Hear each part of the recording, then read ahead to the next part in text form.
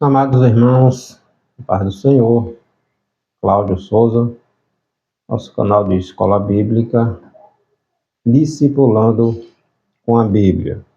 Vamos trazer a nossa breve reflexão, nosso resumo, sobre a nossa 12ª lição da nossa EBD. Nós estamos estudando neste trimestre a família. Família é um projeto de Deus, família tradicional, a família modelo que Deus formou com homem e mulher, macho e fêmea. O que passa disso é invenção humana. O título da nossa 12ª lição, o verdadeiro sentido de serem dois em um. O nosso texto áureo está no livro de Gênesis, capítulo 2, versículo 24. Portanto, deixará o varão o seu pai e a sua mãe, e apegar-se-á a sua mulher, e serão ambos uma carne. A verdade aplicada da nossa lição, uma só carne, passou a vigorar porque Deus viu que não era bom o homem estar só, pois não havia quem lhe correspondesse. Deus cria o homem macho, mas com o passar do tempo, Deus observa que não era bom que Adão estivesse sozinho. Haja vista que os animais tinham seus pares, o macho e a fêmea. Aí Deus cria, a partir da costela de Adão, Deus forma uma mulher, não é um outro homem, é uma mulher, para estar ao lado do seu esposo, do seu companheiro, auxiliando, ajudando, juntamente ali, os dois num só propósito. Então, Deus formou o homem e a mulher e diz: crescei e multiplicai. Deixará, portanto, o homem a casa dos seus pais e unir-se-á à sua mulher, e serão ambos uma só carne, um só propósito, um só objetivo. Então, os objetivos da nossa lição mostram que a união precisa estar firmada no corpo, ressaltar que a união também precisa estar conectada na alma e explicar que a união precisa também estar vinculada ao espírito, Completude. O nosso texto bíblico de referência está no Evangelho escrito pelo apóstolo Mateus, capítulo 19, versículos 5 e 6, e primeira carta aos Coríntios, capítulo 7, versículo 5. E disse, portanto, deixará o homem, pai e mãe, unir-se à sua mulher, e serão dois numa só carne. Assim não são mais dois, mas uma só carne. Portanto, o que Deus ajuntou, não separe o homem. Não vos defraudeis um ao outro, senão por consentimento mútuo, por algum tempo, para vos aplicardes à oração, e depois ajuntai-vos outra vez, para que Satanás vos não tente pela vossa incontinência. Orientações de Jesus, Jesus ratificando aqui no Evangelho escrito por Mateus, capítulo 5, capítulo 19, versículos 5 e 6, ratificando o que está registrado lá no Gênesis, capítulo 2, versículo 24, e o apóstolo Paulo, escrevendo à igreja ali de Corinto, relacionado também ao matrimônio, Paulo vai dizer que não pode defraudar um ao outro, não pode um estar separado do outro, tem que estar unidos num só propósito, em harmonia. Ok? Então vamos discorrer um pouquinho sobre o propósito, o verdadeiro sentido de ser dois em um. A união precisa estar no corpo, precisa estar na alma e precisa estar no espírito, né? Ser dois, uma só carne. O verdadeiro amor, ele envolve o corpo, ele envolve a alma, ele envolve o espírito, tá? Onde dois se fundem em um, não há mais espaço para individualismo, para egoísmo, tá? Para o egocentrismo, são os dois. O propósito ou alvo é para os dois, pois aquilo que beneficia um tem que beneficiar o outro também. A nossa lição tem 3 tópicos. O primeiro, a união precisa estar no corpo, que é a unidade física, né? A unidade física, ela busca o prazer com a pessoa amada, a geração de novas vidas, como Deus vai dizer lá, crescer e multiplicar, e a perpetuação, né, da raça humana. No início era somente Adão, Deus formou primeiro o homem, né? Depois Deus formou do homem a mulher, Eva. Em seguida dos dois, Deus manda voltar a ser novamente um. Ou seja, o propósito, o objetivo de um é o mesmo do outro. Deus formou o homem, depois Deus observou que o homem precisava de uma companheira, 2 pessoas. Depois Deus disse, vocês vão se unirem em um só propósito. Então, aquilo que beneficia um vai beneficiar o outro, tá? Não pode ser separado. Portanto, deixará o varão pai e mãe e unir-se à sua mulher.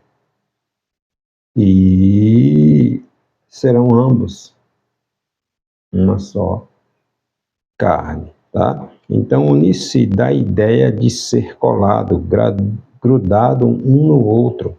Né? Serão dois uma só carne. Quando se desmembra algo que está colado, vai haver ferimentos, vai haver rachaduras, né? Cicatrizes em ambos os lados. Então, Deus abençoou, tornou-se uma só carne.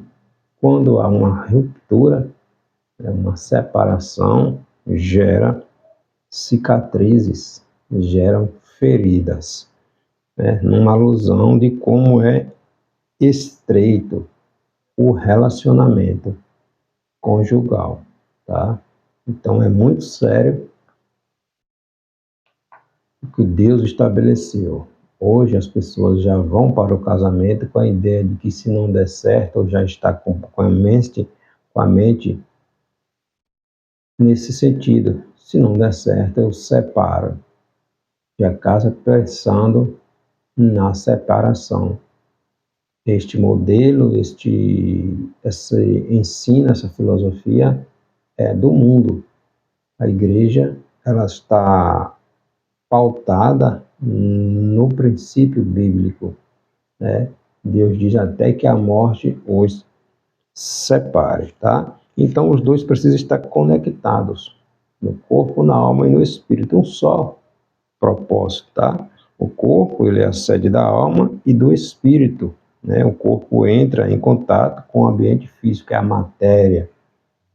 A união do corpo é a entrega física de uma forma responsável, né? Consensual e com amor, um para com o outro. Adão disse que Eva seria agora osso dos seus ossos, carne da sua carne. Gênesis capítulo 2, versículo 33. Então, há união, um só propósito, né? Agora, casados, a mulher não tem poder sobre o seu próprio corpo e, da mesma forma, o homem, o poder, o domínio do seu corpo pertence à sua esposa. Está lá em 1 Coríntios, capítulo 7, versículo 4. É o apóstolo Paulo recebendo do Senhor, instruindo a igreja, né? Então, no casamento, não se faz guerra de sexo. Nem se barganha por isso. Pelo amor de Deus, né? Deve-se de livre e espontânea vontade, sem coação, né? Mas Paulo vai dizer lá em 1 Coríntios, capítulo 7, versículo 5, não se pode defraudar, ou seja, tirar, suprimir, esconder, evitar um ao outro, senão por consentimento dos dois, por um pouco de tempo, tá? Para que as necessidades não venham e sejam tentados, né?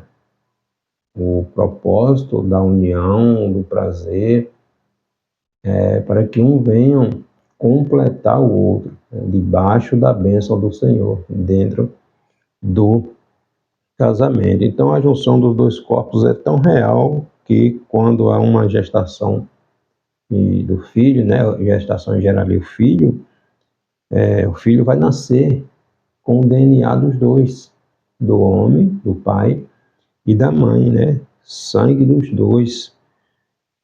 Normalmente, os filhos eles vão puxar as características dos seus pais. Por quê? Porque se fundiram os dois em um só. Tá?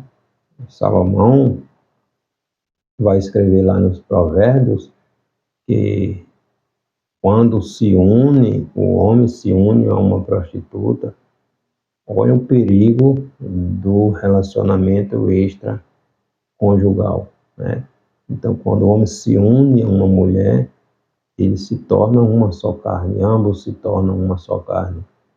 Então, o perigo da união fora do padrão estabelecido por Deus. Quão abominável é, tá? Então, a palavra de Deus nos ensina, nos instrui o modelo, o padrão bíblico para a família cristã.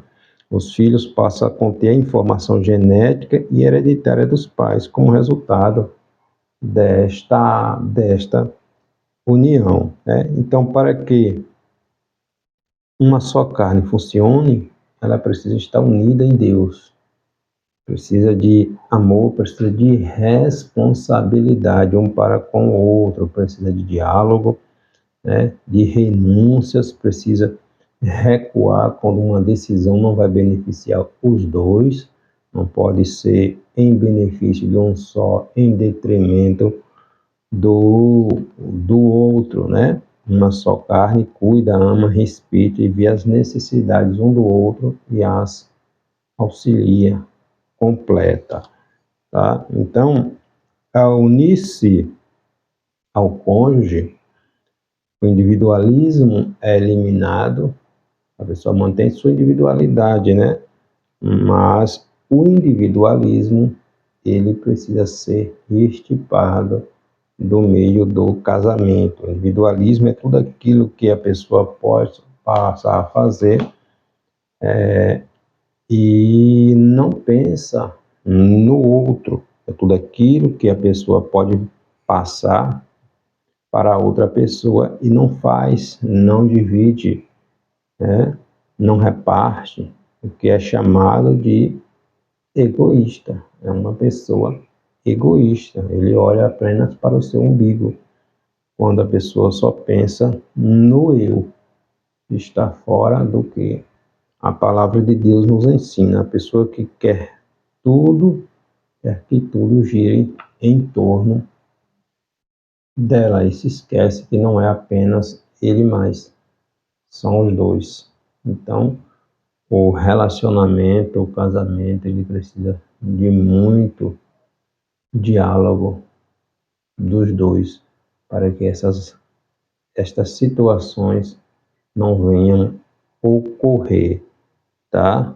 Diferentemente da individualidade, que são as características da personalidade de cada um. Ninguém pode ser você, tá? Cada um tem sua individualidade, suas características, mas o individualismo não pode haver dentro de um matrimônio, tá? Então é algo que não se pode passar para outra pessoa, a individualidade, né? A individualidade, cada um tem sua característica, sua personalidade, mas o individualismo não pode haver dentro de um relacionamento. O propósito, o objetivo é para o bem dos dois, tá? Então a individualidade pode ser cativante, o individualismo não pode haver dentro do relacionamento, né? Numa só carne não há divisão, não há separação, não há isso é meu e esse é seu, tá ok? O eu não é mais eu, passa a ser nós. Os meus amigos passam a ser os teus amigos, o meu dinheiro passa a ser o teu dinheiro, o meu carro passa a ser o teu carro, e assim sucessivamente. Não é mais um, tem que ser os dois. Quando não há este entendimento, esta maturidade entre os cônjuges no casamento, muitos problemas ocorrem, né, por falta deste individualismo exacerbado que existe. As pessoas estão casadas, mas querem viver como se ainda estivessem solteiras. Não tem como dar certo se não aprender a trabalhar unidos, né? Um só propósito, um só objetivo. O segundo ponto da nossa lição, a união precisa também estar na alma, né? Fala de compartilhamento de pensamentos, de experiência, de emoções. Para que o casamento ele seja saudável, deve haver unidade no corpo, na alma, no espírito, né? Completude. Deve haver a união, não só em uma parte, mas no todo, né? Não é apenas eu quero me aproveitar da beleza física da minha esposa. Não é isto. Tem que ser por completo, né? O mesmo propósito, o mesmo objetivo, mesmos buscar os mesmos fins, tá? Que é estar unidos. O que der para um vai dar para o outro. Por isso que Jesus vai dizer, lá em Gênesis vai dizer, Jesus vai corroborar no Novo Testamento: aquilo que Deus ajuntou, não separe o homem, tá? Até que a morte os separe. Até que a morte os separe. Então, a alma é a sede das emoções, sentimentos, desejos, afetividades, tá? Cada um tem sua, novamente, tem sua individualidade, cada um tem sua personalidade, mas o individualismo não pode imperar num relacionamento, tá ok? Um tem que completar o outro. Se um se sente triste, obviamente que o outro vai sentir. Você não vai se alegrar porque seu cônjuge está passando por um problema, pelo amor de Deus, né? Então, se um está sentindo algo, o outro tem que também sentir. O outro também tem que também sentir. Por isso, é necessário que haja este entendimento. Quando um está feliz, a felicidade de um vai, obviamente, alcançar o outro. Isto é unidade. Isto é unidade, né? Um só propósito. O desejo de um passa a ser o desejo dos dois, né? Se tiver que escolher entre, no relacionamento, né, no casamento, se tiver que escolher entre o casamento e os amigos, obviamente você vai escolher o casamento, né? Entre o casamento e os parentes, ou casamento, o seu cônjuge, entre o casamento e a igreja, o seu casamento. Tem casais em que a mulher é cristã e o homem não. O homem é cristão e a mulher não. Mas o cristão, ele edifica aquele que não é cristão. E daí vale muito o nosso testemunho, tá? Qual o testemunho que nós, como cristãos, estamos dando para o nosso cônjuge, para aqueles que o seu cônjuge ainda não é cristão. Então, você precisa dar testemunho para que você, através de você, esta pessoa, venha a se render a Cristo, tá? Entre casamento e estudo e faculdade. Casamento. Entre casamento e as diversões, a vida de solteiro, esqueça. Se não for para os dois, não pode ser para um apenas, tá? Escolha o seu casamento, o seu cônjuge. Entre o casamento e um determinado emprego, escolha o seu casamento. Muitas pessoas colocam a vida profissional acima do seu casamento e joga o seu casamento no lixo por causa de ambições, tá? Então a gente precisa ter esta maturidade, tá? A união, ou a única coisa que não se pode trocar por causa de casamento, é Deus. Deus em primeiro lugar na nossa vida. O pastor Valdir Alves de Oliveira, no seu livro Antes e Depois do Casamento, ele fala que o casamento não se troca quando está ruim ou em crise, tá? Precisa ser corrigido ou melhorado. Os defeitos do primeiro casamento podem não aparecer em um segundo casamento, mas um segundo casamento pode e geralmente surgirão defeitos, problemas que não havia no primeiro casamento. Então, cuidado. Vamos olhar para o que a palavra de Deus nos ensina. São duas pessoas diferentes, num casamento, duas personalidades diferentes, né? Às vezes de ambientes, criados em ambientes diferentes, em culturas diferentes. Então é necessário haver a compreensão, o respeito, o diálogo, o amor, para que as coisas deem certo. E não pode faltar, obviamente, a presença do Espírito Santo, né, no meio da família.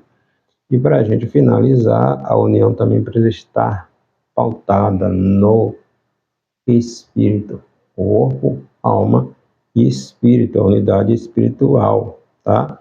O Espírito é o sopro de Deus, a parte não material do ser humano que se comunica e se relaciona com o Espírito de Deus. É o Espírito e só podemos adorá-lo em espírito e em verdade. Então, nós nos comunicamos com Deus através do nosso Espírito, o sopro que Deus nos deu. Então, precisamos estar conectados em espírito, com o Espírito de Deus, né? Então, o Espírito é a sede da consciência, do racional, do tribunal da alma, né? Da inteligência do ser, do homem. O corpo pode deixar de ser atrativo e deixa, tá? A alma pode deixar de sentir emoções e sentimentos, mas o Espírito, ele é para sempre, até que a morte os separe. Em Mateus capítulo 19, versículo 6, Jesus vai dizer que é uma só carne, aquilo que Deus uniu, não separe o homem, né? Então, quando estão ligados no Espírito, um apoia o outro nas questões espirituais, um apoia o outro no desempenho ministerial eclesiástico, né? Os dois se envolvem juntos na obra do Senhor. Então, o casamento ele não pode estar desassociado, separado. Eu vou aproveitar apenas essa parte, vou aproveitar apenas isto aqui e vou deixar o outro de lado. É por isso que pensa bem com quem se vai casar, tá? Com quem se vai casar. Não é se não der certo eu separo, tá bom? Por isso é importante o diálogo, a conversa durante a fase de namoro, de noivado, porque quando se casa é para sempre. É assim que a palavra de Deus nos ensina, né? O que Deus uniu, não separe o homem, né? A ordenança para não se separar é até que a morte chegue. E isso é muito sério. É uma vida, tá? Quando o casal se separa, não temos mais um inteiro, mas sim duas metades. E geram cicatrizes que podem perdurar a vida inteira, né? O plano divino exclui do casamento a infidelidade, a bigamia e o divórcio de forma arbitrária, tá? A palavra de Deus, Tiago nos ensina, na sua epístola, capítulo 1, versículo 22, para a gente não ser apenas ouvinte do que a palavra de Deus nos ensina. Nós vamos colocar em prática. A palavra de Deus, ela tem instruções para uma vida cristã, uma vida familiar, uma vida conjugal abençoada. Antes da consumação do divórcio, os cônjuges, eles precisam lutar pela reconciliação, pela reconstrução do seu casamento. Deus restaura. Deus restaura quando estão unidos num só propósito. Às vezes falta apenas um diálogo, né? Aprender a renunciar. Novamente, o casamento não é só para benefício de um em detrimento do outro.